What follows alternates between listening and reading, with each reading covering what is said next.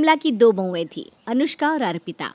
कमला जितनी शांत स्वभाव की थी, उसकी दोनों बहुएं उतनी ही टेढ़ी किस्म की थी। ऐसा एक भी दिन ना होता जब दोनों देवरानी जिठानी में लड़ाई ना होती। मैंने कल ही गुसलखाना साफ किया था और आज फिर से इतना गंदा हो गया। पहले गुसलखाना साफ करो, फिर बाथरूम। मेरी तो जिंदगी इस गुसलखाना और बाथरूम में ही कैद होकर रह जाएगी। भाभी, कल आपने नहीं, मैंने सफाई करी थी बाथरूम की, और गुसलखाने की भी मैंने ही की थी। इसलिए आप ये बात ना बोले तो ज़्यादा अच्छा होगा, क्योंकि गुसलखाने की जितनी सफाई आप करती हैं उतनी ही सफाई मैं भी करती हूँ। अच्छा, जिसने भी किया हो। वैसे एक दिन सफाई करके तूने कोई तीर नहीं मार दिया, और बोल माँ, आज सबसे ज़्यादा गंदगी तू ही तो करती है। हाँ हाँ, सारी गंदगी मेरे ही अंदर भरी है ना, जो मैं गुसलखाने में जाकर निकाल आती हूँ। हाँ, आप लोग तो जैसे गंदा करते ही नहीं। मैं इस घर में अकेली हूँ ना जो बाथरूम यूज़ करती हूँ। और हाँ, जहाँ तक मुझे याद है, आपसे ज़्यादा सफाई तो मैं ही करती हूँ। तो जिंदगी आपकी नहीं, मेरी कैद हो गई है इस गुसलखाने में। एक बार फिर गुसलखाना और बाथरूम को लेकर दोनों बहुओं के बीच में बहस छिड़ जाती है। दोनों बहुएं आपस में बहुत जोर जोर से लड़ रही थी और उन दोनों की लड़ाई से कमला की आंख खुल जाती है। वो बाहर आकर अपनी दोनों बहुओं से कहती है, अरे भाई, अब क्या हो गया? क्यों दोनों हल्ला मचा रही हो?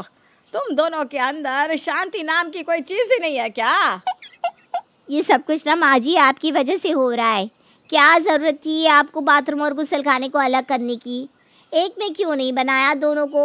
आपको पता भी है मुझे कितनी दिक्कत होती है। अरे बहू, दोनों अलग अलग इसलिए है ताकि किसी को गुसलखाने जाने और नहाने में दिक्कत ना हो। यहाँ सफाई की जो दिक्कत हो रही है वो नहीं दिखाई दे रहा आपको? मैं कितनी ही सफाई क्यों ना कर लूँ बाथरूम और गुसलखाने की, लेकिन दीदी हमेशा अपने ही गुण गाती रहती है। मेरा तो किसी को ख्याल ही नहीं है, ये नहीं देखता कि मैं भी इस गुसलखाना और बाथरूम की सफाई करती हूँ। अरे शांत हो जाओ, आज मैं कर दूंगी बाथरूम और गुसलखाने की सफाई, बस। पर इस तरह दोनों लड़ो मत, मेरा सर दर्द होता है तुम्हारी ये लड़ाइयाँ देखकर। हाँ हाँ, आपका सर दर्द तो होगा, क्योंकि आपकी बड़ी बहू जो बोल रही है। आखिर ये छोटी बोलती ना तो आपके सर में दर्द नहीं होता, क्योंकि वो तो आपकी ही लाडली है। ये गलत बोल रही हैं दीदी आप। लाडली मैं नहीं हूँ, आप है। तभी तो आपके बारे में माँ जी ये बोल रही है कि आज सफाई वो कर देंगी। दोनों बहुओं के बीच में काफ़ी धुआंधार लड़ाई हो रही थी, इसलिए लड़ाई शांत करने के लिए बेचारी कमला खुद बाथरूम और गुसलखाना साफ कर देती है। इसी तरह से कुछ दिन बीत जाते हैं और एक दिन जब अनुष्का नहाकर निकलती है और उसके निकलते ही अर्पिता नहाने के लिए घुसती है, पर बाथरूम में काफ़ी गंदगी थी। अनुष्का अपने गंदे कपड़े भी बाथरूम से नहीं लेकर गई थी और यहाँ तक कि उसका साबुन और शैम्पू भी बाथरूम में ही रखा था। ये देखकर अर्पिता को बहुत गुस्सा आता है। बड़ी सफाई वाली बनती है ना जेठानी जी, खुद को देखो, गंदे कपड़े कैसे बाथरूम में छोड़ कर गई हैं। साबुन भी यही रखा हुआ है। वो तो भगवान का शुक्र था कि मेरा पैर नहीं फिसला। अभी बताती हूँ मैं इनको, तो बहुत सफाई की देवी बनती है। जब खुद पर नजर करेगी तो उन्हें खुद पर ही शर्म आएगी। अर्पिता गुस्से में अपनी जेठानी के पास आती है और उसी की तरह उसे खरी खोटी सुनाती है। क्यों दीदी, आपके अंदर तो बड़ी सफाई है, अब तो सब कुछ बड़ी सफाई से करती है ना। फिर गुस्लखाने से अपने गंदे कपड़े क्यों नहीं लेकर गए?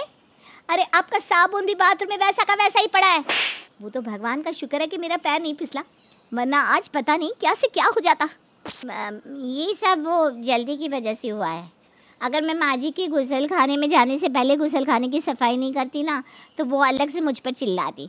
इसलिए ना चाहते हुए भी मुझे अपना सामान बाथरूम में छोड़कर पहले गुसलखाने की सफाई करनी पड़ी।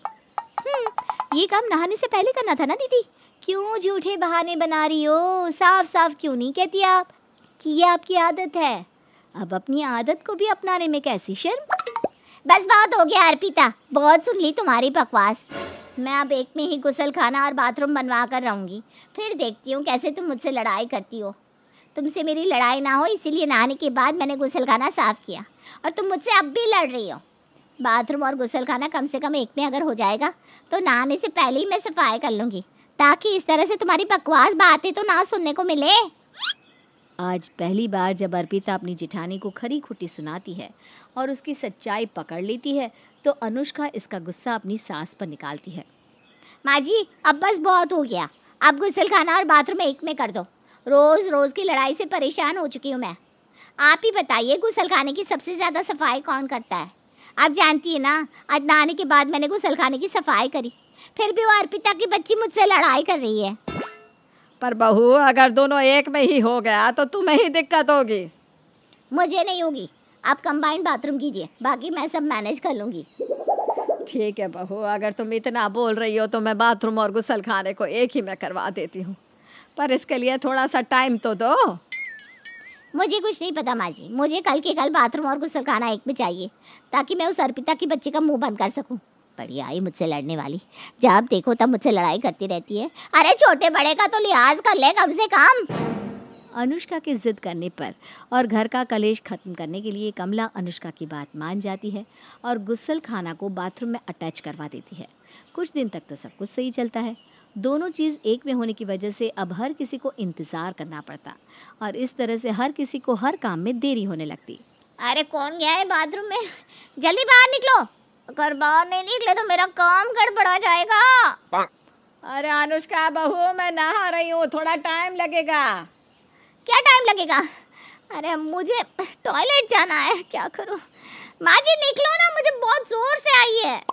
अनुष्का पेट पकड़कर बाथरूम के बाहर खड़ी हो जाती है। जेठानी की ऐसी हालत देखकर अर्पिता को बहुत हंसी आती है।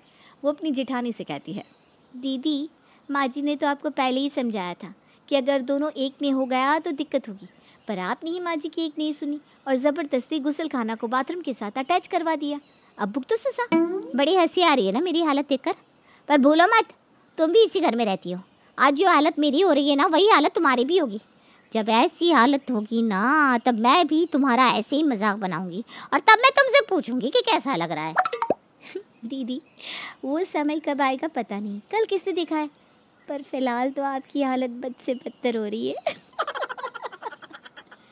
दोनों आपस में झगड़ रही होती है कि तभी कमला जल्दी से नहाकर बाहर आती है और अपनी बहू को इस तरह आपस में लड़ते देखकर कहती है, बस बहू, यही कारण था कि मैंने गुसलखाना और बाथरूम दोनों ही अलग अलग रखे थे, लेकिन नहीं, तुम्हें तो मेरी बात सुननी ही नहीं थी। जाओ अब, खा लिया बाथरूम। ठीक है, लेकिन मैं इस अर्पिता की बच्ची को छोड़ूंगी नहीं, इसको मज़ा तो ज़रूर चखाऊंगी मैं। अनुष्का की बातों का अर्पिता पर कोई असर नहीं होता और वो वहाँ से चली जाती है। लेकिन इसके बाद अनुष्का को ये बात समझ में आ जाती है कि उसकी सास ने गुसलखाने और बाथरूम को अलग अलग क्यों रखा था।